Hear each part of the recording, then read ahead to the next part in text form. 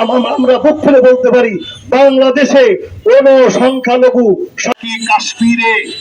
কাশ্মীরের মুসলমানদেরকে সাহিত্য শাসন শাইতানির রাজিম বিসমিল্লাহির রহমানির রহিম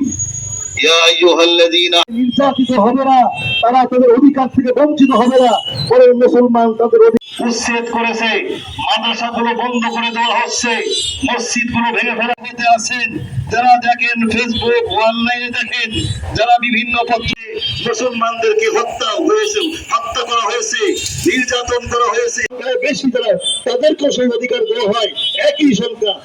বাংলাদেশে উপরে মুসলমানদের নাগরিক অধিকারের উপরে মুসলমানদের যেভাবে তাদের বৈষম্যের শিকার, নির্যাতনের শিকার, তারই আমাদের পাশের রাষ্ট্র কিছুদিন নামে মুসলমানদের নিধনের জন্য